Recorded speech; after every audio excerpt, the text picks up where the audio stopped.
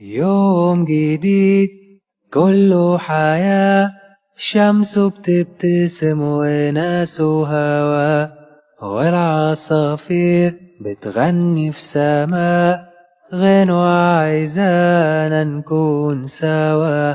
مش ناقص غير القلب يدق، يسهر الليل يحب ويتحب. مش ناقص غير القلب يدق، يسهر الليل يحب ويتحب، ويلاقي نصه التاني ويروح يروح معاه ويملى الحياة. عسلامة عسلامة عسلامة حبيباتي، وينكم؟ شنو أحوالكم؟ إن شاء الله يا رب تكونوا في أحسن حال وأنتم تشاهدوا في فيديو اليوم فيديو جديد ونهار جديد، إن شاء الله يا رب يعجبكم. توحشتكم برشا برشا برشا. وينكم؟ شنو أحوالكم؟ شنو عاملين؟ شيخين متفرهدين مبسوطين؟ المهم البنات، الفيديو هذايا صورته لكم نهار الأحد باش نشارككم فيه كيما شفتوا نهاري كيما اتعدى، من غير مزايدات ومن غير حتى شيء. المهم بديت لكم التصوير من وقت الفطور لهنا، قاعدة نطيب في فطورنا متاع نصف النهار باش نطيب كسكسي. نهار اللي نطيبوا كسكسي عاد احنا في ديارنا في تونس راهو كأنه نهار عيد. بالحق الكسكسي حاجة العادية، أما باللي يكون نهار الكسكسي نهار غير عادي. المهم البنات كما شفتوا بديت الكسكسي، وأول مرة باش نعمله على الطريقة الساحلية والنابلية وطريقة الشمال حصيل والساحل، وخاطرهم هم يقلوا عندهم يقلوا الفلفل. أول حاجة يقلوا الفلفل ومن بعد وقتها يعملوا الصوص والمرقة متاع الكسكسي. انا مانيش متعوده الحق نطيب هكاكا عادي، مستانسه معناتها نطيب المرقه عادي، واخر حاجه نحط الفلفل والا نقليه وحده. المهم قلت خلي نجرب المرة هذه باش نطيب على طريقة صديقاتي كلهم نشوف فيهم في اليوتيوب يطيبوا الكسكسي بالطريقة هذيك، وعلاش لا احنا كلنا لهنا باش نجربوا الطرق على بعضنا ونتعلموا على بعضنا ونشوفوا اختلافاتنا وحاجاتنا هكا. لازم الواحد مش كان يشد في الحاجة اللي يعرفها هو. أنا نحب هكا التنويع ونحب نتعرف على برشا حاجات ونعرف برشا حاجات. المهم البنات الكسكسي كما تعرفوه مش حاجة جديدة، أكيد ديالنا كل ما شاء الله علينا في تونس عنا الكسكسي بنين بنين بنين روعة. الكسكسي التونسي لا يعلى عليه بصراحة. المهم عملت كيف العادة كما شفتوا، قليت الجرينات متاع الفلفل، وبعد حطيت البصل وحطيت اللحم. صدقوني اللحم ما عنديش برشا، اللحم هكا طريفات صغيرين. هيا قلت خلي نمشي نلقاهم في الكونجيلاتور، قلت اليوم مادام عندي شوية ذوم متاع اللحم خلي نمشي نعمل بيهم الكسكسي. كهو بعد فوحت عملت شوية ملح، وحطيت جرينات متاع فلفل أحمر شايح، حليتهم في الماء ونحيت لهم الزريعة متاعهم وغسلتهم وحطيتهم وبصل بطبيعة الحال خليتهم الكل يتقلوا بعد ما نحيتك الجرينات متاع الفلفل اللي اتقلوا المرة الأولى في الزيت. وبالنسبة للكسكسي حطيت شوية ملح، حطيت شوية كركم، حطيت شوية عواد متاع قرنفل وزيت وكهو، بسسته بشوية ماء وحطيتها على جنب في الكسكاس حتى نحضر المرق. لهنا هكا بديت نفوح كما قلت لكم، حطيت شويه ملح، حطيت زوز تقريبا زوز ولا هما ثلاثه مغارف كبار متاع طماطم. الحقيقه الطماطم هذه ما عجبتنيش، هذه اللي شريتها المره الاولى المره اللي فاتت معناتها من عزيزه اسمها جرومير، ماهيش بصراحه مش كيما مستانسه انا الطماطم اللي عندي. ديما انا نشري يا سيكام يا اما ستيكاب، واحسن واحده نستعملها هي بتي باري. بتي باري احسن طماطم بصراحة، اما ما عادوش يجيبوا فيها برشا لا غالب. كهو وليت كما شفتوا حطيت طماطم وفوحت بشوية تابل وكروية والا توابل مشكلة والا عطرية، احنا نقولوا عطرية. تقريبا مغرفة كبيرة ومغرفة ونص فلفل احمر، ما عنديش الهريسة العربي. وليت هكا زدت شوية فلفل هكا باش يجي هكا فيها هكا الحمورية من فوق. ونبسس به الكسكسي، نحب يطلع الزيت هكاك الأحمر هذاك نبسس به الكسكسي أنا المرة الأول. وبالنسبة للخضرة حضرت لهنا قاعدة نحضر في الخضرة اللي باش نحطها من بعد. عندي القراع الأحمر وقراع أخضر وبطاطا، وحطيت زادة بصل زادة، نظفت بصل باش نحطها معاه. أنا عندي راجل يحب البصل في الكسكسي، هذاك علاش هذوما هما الخضرة اللي عندي. ديما نحب الخضرة خضرة ديما نحب الكسكسي بالخضرة، ما فهمتش علاش أنا اليوم داخلة بعضي في الكلام. سامحوني، جايني النوم. والله لا نفدك عليكم، قاعدة نمنتج فيه الصباح أنا الفيديو هيك. هو قاعدة لهنا ننظف في الخضرة باش نكمل كل شيء معناتها ونخليها ونخرج للدار البرة خاطر تستنى فيا برشا قضية. وما نحكي لكم مش عاد كيف العادة اليوم تحسن الطقس الحمد لله، ما تصوروش فرحتي قداش اليوم. فقط نلقى الريح ما فماش، وهكا فما شوية نسمة السخانة نقصت علينا شوي. أما نهار هذايا اللي صورت فيه الفيديو نهار لحد حصيله قمت شيخة عاملة جو طاقة إيجابية، وناوية هكا باش نبدأ التنظيفات متاع الصيف ونبدأ باش ننظف الصالة. أما أنا من المرة الأولى الحق مخطة إني مانيش باش نعمل القضية كل فرد مرة، قلت إن نقسمها معناتها الصالة ما شاء الله كبيرة، وتنظيفات حابة نعمل تنظيفات كبيرة زادة خاطر بصراحة الربيع المرة هذية جانا ياسر فيه ريح ياسر فيه تراب وعجاج. قلت لازم ننظف كل شيء. لهنا كملت معناها كملت تقلى أكل المرقة متاع الصوص. حطيت شوية حمص منفخ عندي وكهو، وتوا سقيتها بالماء عادي حتىش معناتها وصلت الحد اللي لازم. كما كل تعرفوه راهو في المقفول فما حد يلزمك توصل له في الماء ما تفوتاش، سنو المرقة كي تبدا تغلي توصل للكسكسي وهكايا معناتها الكسكسي ما يطيبش بالقدا ولا يجي منفخ بالمرقة من اللوط. هذاك يلزم تنتبهوا لها، خاصة البنات اللي مازالوا جدد وحبيباتنا المعرسين جدد واللي يتعلموا واللي يقروا واللي كارين وحدهم حصيلوا هاكا كلنا ننفعوا بعضنا. حطيتك شوية الخضرة غادي بعد ما نظفتها على جنب، وخرجت كما قلت لكم لهنا للصال. لهنا عندي شوية باش نلقى سيرين قاعدة كانت تقرأ وكل منسج عاد قاعدة تحاول لي فيه، وانا راني عرفاتها باش يرسي عندي انا كل منسج هذاك. كما العادة كما اخواتها الاخرين يعملوا سطر 2 ومن بعد البقية كل نكملها انا. المهم البنات ما تنسوش اذا كان وصلتوا لهنا حبيباتي ما تنسونيش فك الجيم، نعرفكم تحبوني وما تنسونيش راهو. اما الله غالب الواحد ساعات يتفرج ويخرج من الفيديو وما يفيقش بروحه اللي هو ما حطش الجيم، هذاك علاش انا نذكركم. واللي يشوفوني اول مره مرحبا بكم الناس الكل، ان شاء الله يا ربي الفيديو يعجبكم، ان شاء الله يا ربي القناه تعجبكم. وكان عجبكم الفيديو كيف العاده ما تنسونيش زاده بالجيم، وكان عجبتكم القناه مرحبا بكم تشرفوني وتأنسوني، اشتركوا وفعلوا زر الجرس باش يوصلكم كل جديد يا ربي. لهنا دخلت لك الصالة باش نحيك الغلافات متاع المخادد باش نمشي نغسلهم. هصيروا انا بديت لهنا ننظم البنات وبداك الريح يعطيني في الاشارات متاعه حسيلو، وانا اختكم حتى ايدي على قلبي. بعد قلت انا بديت توا يجي الريح يجي التراب يجي العجاج ما عادش يهمني باش نكمل وكهو. مشيت نحيتك كل شيء حصيله اللي محطوط الكل، حتى القجرة متاع الليمون هذيك متاع التلفزة، شفت شنو فيهم فرغتهم. هذوما كما تشوفوا المخادد كل نحيتهم باش نمشي نحطهم للغسيل. اما ما غسلتش الحق النهار هذايا في بالي باش نبدا نغسل، ما غسلتهمش خاطر عرفتهم باش يتغبروا لي، وحتى الريحه تتبدل حتى كيف باش ننشرهم مبلولين باش يفسدوا معناتها بالغبره، وزيد حتى ريحتهم ما توليش باهيه. هيا قلت خلي نأجل حتى يركح الريح وكهو.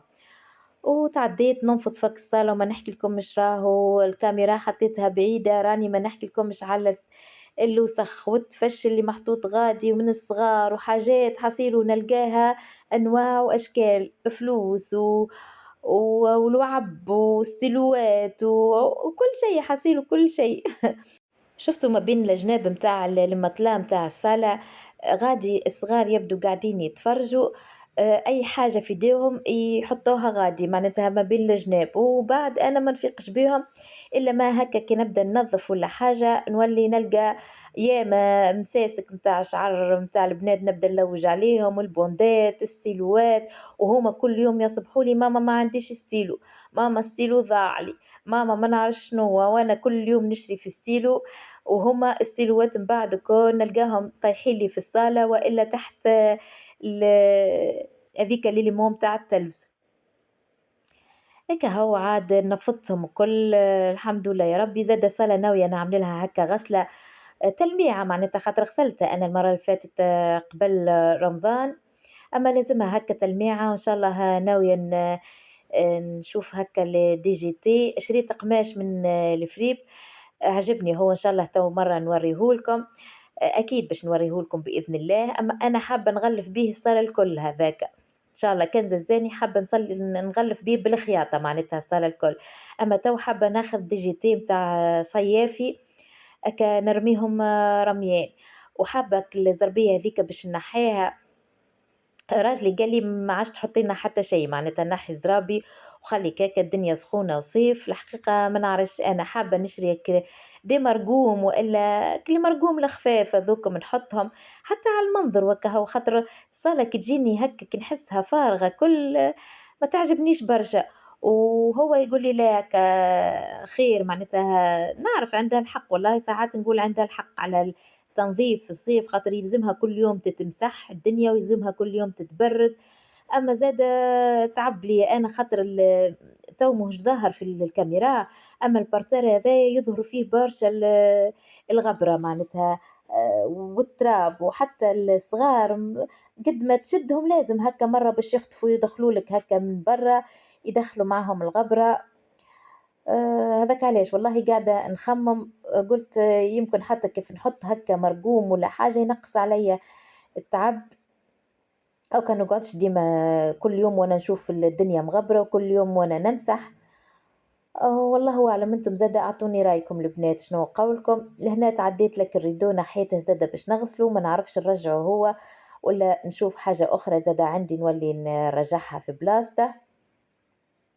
حسيت ودرت على كل شيء، شنو هو اللي بقالي قلت زاد الثريات حابة نمسحهم، الكواتروات ما عنديش برشا، أنا الحق الصالة أنا اللي الحاجة اللي الباهية ما عنديش برشا دبش معناتها في الصالة، هي ما هي شكل الكبيرة برشا، وزيد أنا دبش والديكورات كل من وقت اللي ولادي مازالوا صغار، اللي تكسر واللي خبيته وما رجعتش معناها، وقلت خلي هكا انقص. بصراحة انا بيدي حابة حتى كي باش نحط حاجات نحط حاجة اثنين هكا بلونت، يمكن حابة نشري بلونت خاطر نحسها الدار فارغة هكا ناقصة حاجة خضرة تضويها وتزيدها طاقة إيجابية للدار إن شاء الله، والله إن شاء الله حطيتها في مخي.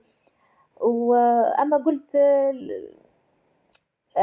برشا الديكورات ما نحبش أصلا يلموا، إحنا عنا برشا غبرة وبرشا ريح ويتلم عليا أنا القربج والسخ، ويلزمني ديما نبدأ ننظف، أو كان نخمم في روحي زادة نقص على روحي التعب يلزمني نقص القربج. أنا بدي ما تحكي لكمش راهو عندي قربج، ما هو قربج إن شاء الله ناوية نعمل معاكم روتينات هكا، ونبدأ نقص في كل شيء كل شيء باش نقص منه الحوايج واللعب والماعون كل شيء حابة هكا ننظم الدار الكل بالمخبي باللي ظاهر حصيل، وإن شاء الله هكا مع بعضنا ونعملوا هكا شوية تجديدات ونحفزوا بعضنا أنتم زادة هكا داخل الصيف شوية طاقة إيجابية واحد لازمة. المهم لهنا كملت، كنت حاطة صورة البقرة ولت كملت، هاي قلت خلي نحط حاجة أنا بدي تحفزني، مشيت دخلت باش نحط هكا القنوات متاع الروتين والروتينات التونسية. بصراحة حبايبتنا كل القنوات الكل في تونس محلاهم بصراحة، كلنا ما شاء الله ما شاء الله والله، تربية وأخلاق ونظافة ورتبة وما فمش هكا الزايد والناقص، الحق إن شاء الله والله ناقص اليوتيوب التونسي ناقص برشا تفاعل، وإن شاء الله وبالرغم من هذاك تو تحسن معناتها على قبل أول ما بديت أنا القناة ما عملتك الألف كان ما شهد ربي، والله كان ما فعلت معناتها القناة متاعي كان ما صار فيا حسيلو. المهم أما تو بديت حسيت اليوتيوب بدا يتحسن وبرشا قنوات كثروا وفما تفاعل زادة مع القنوات ومشاهدات خير بخير برشا من قبل، معناها بدا يتعرف في اليوتيوب. هذاك علاش لهنا حطيت قناة صديقتي وصاحبتي سوسن، قناة يوميات تونسية مع سوسن. محلاها المرأة ومرتبها ومرزنها بصراحة، هي من صفاقس. تحية لأهلنا وناسنا الكل في صفاقس وفي كل البلاد في الجمهورية التونسية، واللي زاد يشوفوا فيا من برا في عندي معناتها متابعيني من الجزائر ومن ليبيا ومن مصر. مرحبا بكم من الناس الكل، ومن زاد من معناتها من الخارج. كل نتشرف بيكم ونحبكم برشا برشا برشا برشا. زادة بالحق معناتها كل بلاصة في تونس محلاها، وكل بلاصة عندها عاداتها وعندها تقاليدها وعندها كلامها وعندها طريقتها في الماكلة وفي في النظافة، وما شاء الله ما شاء الله ما شاء الله والله محلاها هكا.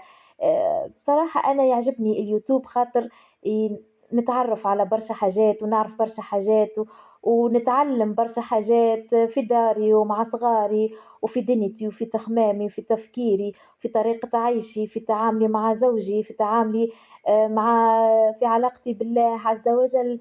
معناتها بصراحة اليوتيوب مهما كان معناتها المواقع الأخرى متاع التواصل الاجتماعي كل حد ورأيه، وأما أنا نميل أكثر حاجة لليوتيوب صراحة. حسيلو قلت لكم حطيت يوميات تونسية مع سوسن، وقاعدة إن تحفز فيا هكا ومحلاها ومحلى كلامها ومحلى رتبتها. أعملوا عليها طلة اللي ما يعرفهاش، ما هي ما شاء الله عليها، ونحب نشكرها برشا برشا خاطر من قبل تشجعني ومسكينة وديما هكا حتى كيف نغيب والله أنا ساعات نحس روحي مقصرة معاها ومع برشا برشا بنات، خاطر أنا بصراحة عندي زادة برشا ظروف هكا تلهيني وما تخلينيش ديما هكا متواجدة معناتها ولا ديما نشاهد معناتها الفيديوهات هكا كيف نحل التلفزة ساعات حتى نتفرج في التلفزة. ذاك علاش ما نعملش لا تعليق لا حتى شيء. أما ديما نحاول إني نعلق لصحباتي وحبيباتي وخاصة سوسن، والله حتى كيف نغيب عليها قلت لكم ديما ديما ديما تطل عليا وديما تزورني وديما هكا. بصراحة محلاها إن شاء الله يا ربي يوفقها وإن شاء الله يوفق الجميع، وإن شاء الله كل واحد يعطيه ما يتمنى. اللهم آمين يا رب العالمين. وانتم زادة حبيباتي إن شاء الله ربي يعطيكم ما تتمنوا، إن شاء الله ربي يوفقكم وينجحكم في ينجحكم. إيه علاش لا ينجحكم في الدنيا وفي امتحان الدنيا، ما فماش ما أكبر منه امتحان، من أقوى الامتحانات هو الامتحان اللي احنا عايشين فيه تو. إن شاء الله يا ربي ينجحنا فيه الناس الكل. المهم البنات وريتكم البالات الصغيرة ذيك، ان شاء الله تلقوها وتشروا منها البنات، راهو تلقوها فك الدبشه ذاك متاع دينار ومتاع 2000، كان لقيتوها ما تفوتوهاش اشتروها صدقوني. انا راهي لقيتها في برشا برشا حاجات، في تنظيف الطاولة في هكا الأقجرة هذوكم متاع التوابل ولا هذوما متاع التلفزة، أي أقجرة معناها عندي في الدار. ما عنديش أنا الاسبيراتور اللي تلم معناتها من داخل الأقجرة، نستعملها هي تنظف لي بخاطر تدخل هكا وتدخل البروس متاعها تدخل للكوانات للركن وننظف بها كل شيء. نظفت كما شفتوا وك القجرة ونحيتك الكتب اللي كنت حطيتهم غادي مسحتهم حطيتهم في القجرة. هاني قاعدة نخمم تو نرجعهم ولا ما نرجعهمش، أنا لحد الآن معناتها ما رجعتش حتى شيء، حتى اللي كنت مزينة بيهم نحيتهم خبيتهم في القجرة. وكل خليت كانك الحاجات هذوكم الخفاف الاكل نتاع البلانت ولا شنو اسمهم هذوكم حصيلو، هذوكم هما اللي حطيتهم لبرا كهو. اما اي حاجه زايده حق نحيت عليا اي قلت هو توا جاي طق الصيف ماذا بيه حاجه خفيفه والدار تبدا فارغه ونظيفه. اسهل حاجه في التنظيف ديما تنظف وتقعد الدنيا باردة. كهو البنات هكا كملت مشيت درت شفتوا الكنابيه هذايا البنات انا حطيتها لهنا من رمضان، ونخمم توا باش نرجعه غادي للبلاصة وين فما لي كنبي الآخرين، خاطر أول معناتها معناتها الدار معناتها أول ما سكنت فيها حطيت الكنبي كانوا محطوطين هكايا معناتها دايرين بالتلفزة الثلاثة، هذايا الأخضر في شيرة الحيط من غادي تو نوريهولكم من بعد كيف نكمل باش نرجعه، والزوز اللي دي كنبي معناتها البني اللي المارون كنت حاطة واحد هكا معناتها بجنب بعضهم، المهم الثلاثة دايرين بالتلفزة عاملين كوا وحدهم مع التلفزة. أنا في رمضان قلت خلي نوسع على روحي شوي، وليت حطيت الكنبي هذايا الأخضر حطيته في الشيرة من غادي وخليت هكا الدنيا شوي محلولة. تو باش نغير باش نرجع كل شيء كيف ما كان وانتم اعطوني رايكم. لهنا تعديت زادة اللي مو هذية كنت شنو حاطة فيها الحاجات متاع اللي نطيبوا به الحلو المعجنات وكل شيء والديسير بتاع رمضان. وقتها ماني نستعمل الطاولة هذيك متاع الفطور، وليت قربتهم غادي وحطيت اللي مو هذيك حاطة فيها كل شيء. تو حابة زادة نحيها من غادي، وكدبش ذاك اللي في وسطها الكل زادة حابة نحيه. لهنا ما زلزلنيش الوقت، وليت قلت يا خلي وقت اخر، هزيت بركة الحاجات الصينيات اللي نطيب فيها وكل شيء، قلت توا سيء عاد ما عادش ما عادش عندهم بيهم لازمة غادي معناتها هيا نحيهم نحطهم عندي فوق فما إليمو هكايا الفوق. قلت تو نقول للراجل يحطهم غادي وهكا كي نستحق نجبد وكهو.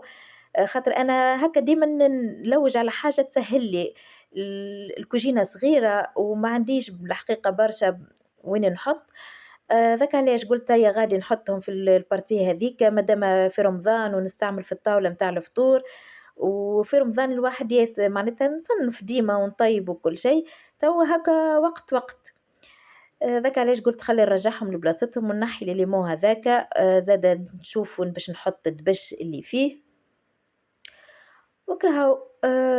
كهو درت للركنة هذية زادة نظفتها. عندي هذاك عظم جابه راجلي صباح وليت دخلته للفريجيدير تو الدنيا سخونة ما عادش نخلي العظم البرا. قبل وقتها كانت الدنيا باردة نخلي العظم البرا نورمال خاطر نعرفه ما يفسدش ما يجراله حتى شيء. اما تو مادام الدنيا بدات تسخن كهو يلزم ديما العظم في الفريجيدير.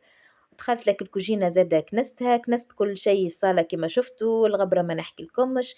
هاول هنا قاعدة نوريكم كيفاش كنت حاطة البنات وتوا كيفاش رجعت الدنيا. شفتوا كيفاش كما كنت نحكي لكم لهنا رجعت هكايا الكوا هذه متاع التلفزة خليتهم ثلاثة كنابي مع بحذا بعضهم. هذايا الأخضر وهذوكم الزوز البني. هذايا الأخضر اللي كنت نوري لكم فيه توا كنت حطيته في البارتيه هذيك. توا رجعتوا لهنا اعطوني رايكم. ولو انه صدقوني ما نعرفش حابه هكا نوسع وليت خممت قلت الكنبي هذاك البني زاده نتصور نرجعه التالي. والله ما نعرف حسيلو هاني معاكم كل مره نوريكم حاجه وانتم اعطوني رايكم. انا صيد دخلت عاد للكسكسي نلقاه طاب. حطيت شويه فلفل اكحل في المرقه وقريم فلفل زاده قلت خلي يسيبك النكهه متاعه. و الكسكسي طاب ما شاء الله. نحضر الفطور تو كهو قيت متاع فطور. اول حاجه هكا بزربه بصراحه لا صفايه لا حتى شيء. بديت نصب في المرقه ما شاء الله جت بنينه بنينه بنينه روعه. باش نصب مش الكل الحق خاطر عندي اولادي ما يحبوش الكسكسي المسقي برشا بالمرقه يحبوه هكا شايح دوب بالليش. عندي سيرين الساعه تحب هذاك من غير حتى شيء لا مرقه لا شيء ديريكت من الكسكاس نعطيها صحن متاعها. وسارة وخليل هكا نسقي شوية بالمرقة ونعطيهم هكايا مع شوية بطاطا شوية لحم هكا هو خضرة هذاك هو شنو يحبوا ما يحبوش حتى حاجة أخرى كالبطاطا واللحم. حتى اللحم شوية شوية الحق ما يحبوش برشا هم. وبعد احنا نولي نكمل نسقي الكسكسي بالبقية متاع المرقة اللي مازالت.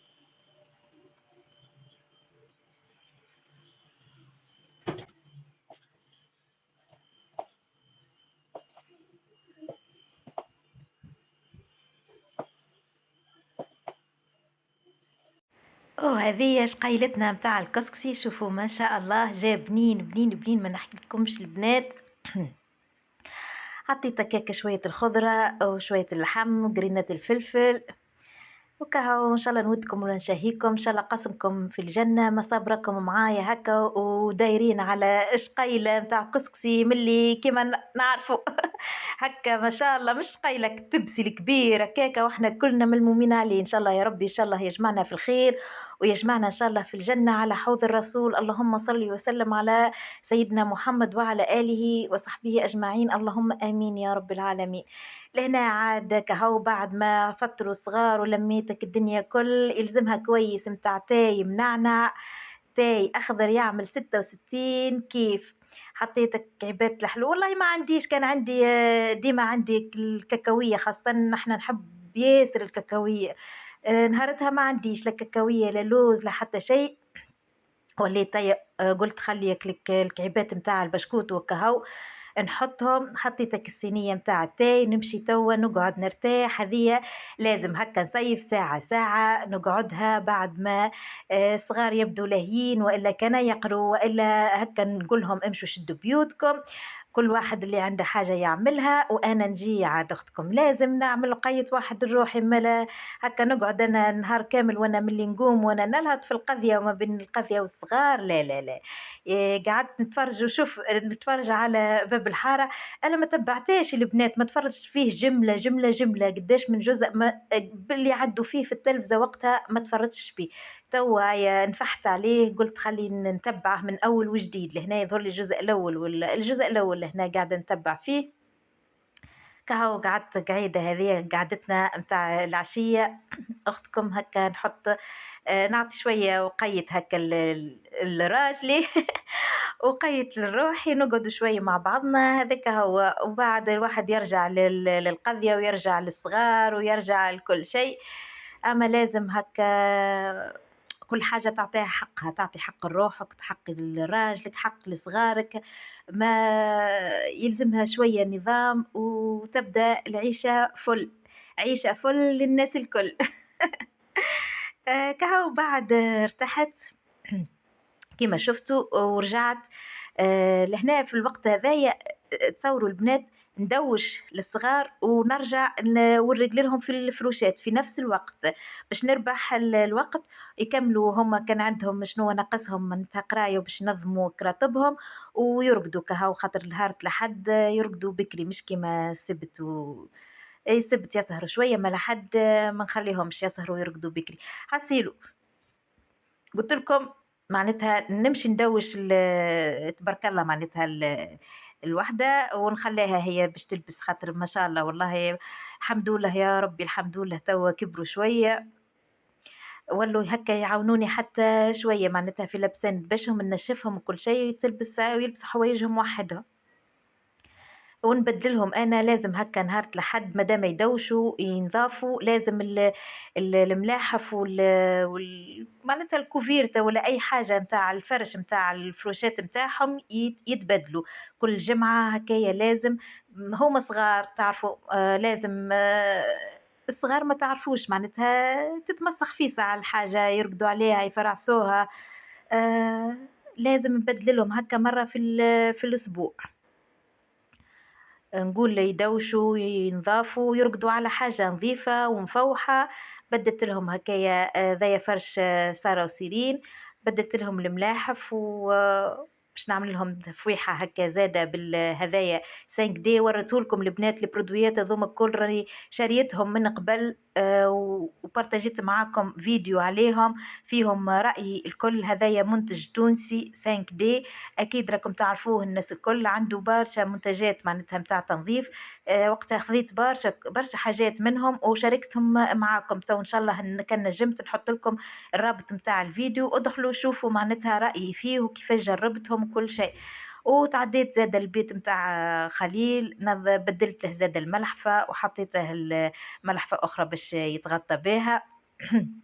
وبدلت له الغلاف متاع المخدة كيف كيف وفوحتهم له زاد شوي. شقولكم في الجبة لورانجي شكون منكم البنات قعد لهنا باش يعطيني رأيه في الجبة الروجي؟ شكون منكم بقى لي الوقت هذا يتفرج تراه؟ هاي خلينا نشوف شكون قعد يتفرج في الفيديو للوقت هذا يعطيني شنو رايه في الجبة. نسيت ما قلت لكمش من اول الفيديو. تعرفوا جبب والله يعجبوني انا. شريت هذه ب20 دينار البنات، ب20 دينار. لقيتهم هكا خفاف ومغطين وواسعين وقلت حتى واحد هكا تقضي بيهم في الدار، حتى كي يجيهم الجفال ولا تتمسخ ولا حاجة بالجفال واحدة ما تغيظش. هيك حاجة متاع دار وكهو، مش ديما باش يقعد يلبس حاجة باهية يبدا مفجوع عليها على الجفال وما ياخذش راحته. اي قلت والله يعجبوني جبب هذوما. مرت خالي تبيع فيهم الجبة على 20 دينار، ولقيتهم زادة والله لقيتهم في تونس وفي التيك توك يبيعوا فيهم على 15 دينار. اما انا قلت باش نقعد نجيب من غادي، خلي تربح زادة هي ان شاء الله ربي يربحها، وان شاء الله ربي يجيب لها القسم هي وجميع المؤمنين يا رب. كهو لهنا كملت دوشت للبنات وجيت هكا باش نعمل لهم شعرهم، رجلي لهم شعرهم قبل ما يرقدوا، خاطر باش ما يتفرعش في النوم ويفيقوا الصباح شعرهم ممشوط ما نتعبش فيه. حتى كي نبدا نمشطهولهم الصباح ما نتعبش فيه. عملت لهم شويه زيت متاع لوز وهكا مسدته لهم بالكدا بالكدا، وعملت لهم ضفيره. احسن حاجه الظفره كيف باش يجوا يرقدوا، هي الظفره احسن حاجه ككل معناتها للشعر، خاصه للصغار تطول الشعر وتريقله وتسمحه خير معناتها من الكعكه. الكعكه لا مش باهيه، مش منصوح بها الكعكه خاطر تكسر الشعر. ماذا بيكم هكا ديما الظفره خير احسن من كل شيء. وهكا تمسيدة للشعر باهية واكل البوانت وملوطة، خاطر انا ما نمشطلهمش كي يبدو في الدوش، ما نمشطلهمش الشعر خاطر المشطان مع الماء ينسل الشعر. كي يخرجوا من الدوش نولي نمشطلهم هكايا وكهو يتعدوا يرقدوا، وان شاء الله ربي يفضلهم يفضل الصغيرات الكل. هنا نكون وصلت معاكم لاخر الفيديو البنات، نعرف الفيديو طويل الله غالب، اما حاولت هكا نشارك معاكم نهاري الكل. ان شاء الله يا رب الفيديو عجبكم، ان شاء الله يا ربي ما كنش ثقيله عليكم. ما بقى لي كان باش نقول لكم استودعكم الله الذي لا تضيع ودائعه، اترككم في امان الله وحفظه، ونحبكم برشا برشا برشا برشا. ان شاء الله نتقابلوا على قريب في فيديو جديد. كهو البنات نخليكم تو وبسلامة.